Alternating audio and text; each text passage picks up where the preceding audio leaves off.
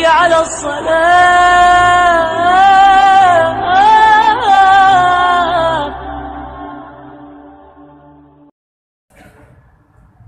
انتہائی واجب القدر حضرات سامعین کرام،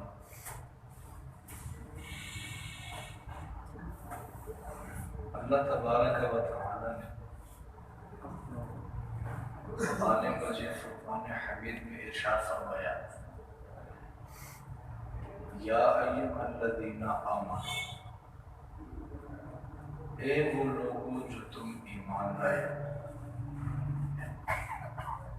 اے ایمان والو، کتب علیکم الصیام، رمضان مبارک کے روزے تمہارے اوپر فرض کر دیے گئے، کما کتب علی الذین من قبلکم، جس طریقے سے تم سے پہلے امتوں کے اوپر فرض کیے گئے تھے، لعلکم تتقون، تاکہ تم تقوی اختیار کر لو، نیک بن جاؤ، پرہیزگار بن جاؤ۔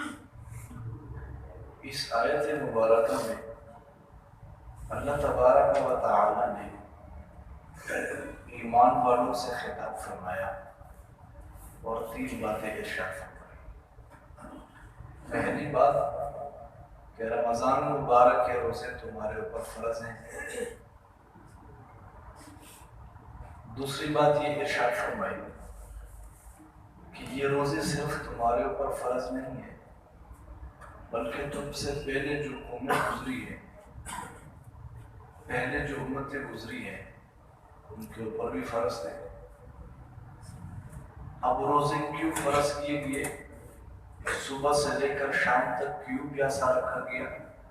بھوکا پیاسا کیوں رکھا جاتا ہے؟ فرمایا لعلکم تتقون، تاکہ تم نیک بن جاؤ، پرہیزگار بن جاؤ، تقوی اختیار کر جاؤ۔ ایک عام آدمی کے ذہن میں یہ سوال اٹھتا ہے کہ روزے سے تقوی کیسے حاصل ہوتا ہے؟ جب انسان روزہ رکھتا ہے تو روزے کی وجہ سے انسان کے اندر قوت حیوانیہ کا مادہ کش کر جاتا ہے، ٹوٹ جاتا ہے۔ آسان لفظوں میں اس کو اس طریقے سے سمجھ لیجیے کہ روزہ رکھنے کی وجہ سے انسان کے اندر قوت حیوانیت ٹوٹ جاتا ہے، اور جب بندہ بھوکا اور پیاسا رہتا ہے تو بھوک اور پیاس کی وجہ سے انسان کی نفسانی خواہشات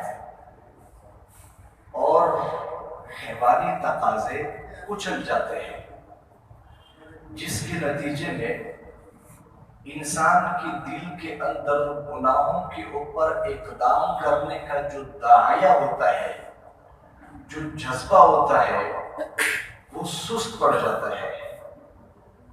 تو جو بندہ اخلاص کے ساتھ روزے رکھتا ہے، رمضان مبارک کی اس مہینہ کی قدر کرتا ہے، اللہ تبارک و تعالی اس انسان کے اندر گناہوں کے مادے کو کمزور کر دیتے ہیں اور نیکی اور تقوی کی زندگی کو ان کے لیے آسان فرما دیتے ہیں۔ اشرف علی تھانوی رحمہ اللہ فرماتے ہیں کہ روزہ بذات خود تقوی کی ایک عظیم الشان سیڑھی ہے۔ وہ فرماتے ہیں کہ تقوی کا معنی یہ ہے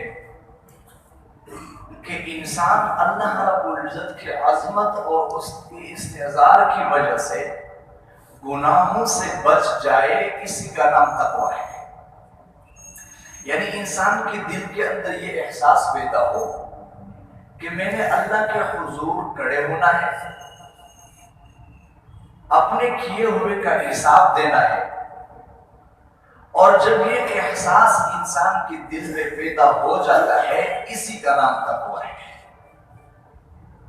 اور فرمایا لعلکم تتقون، صبح سے شام تک روزہ رکھو تاکہ تم نیک بن جاؤ، پرہیزگار بن جاؤ، تقوی کی زندگی اختیار کر لو۔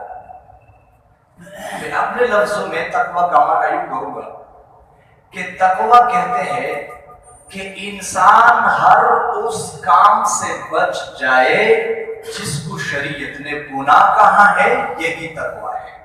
اللہ تبارک و تعالی ہم سب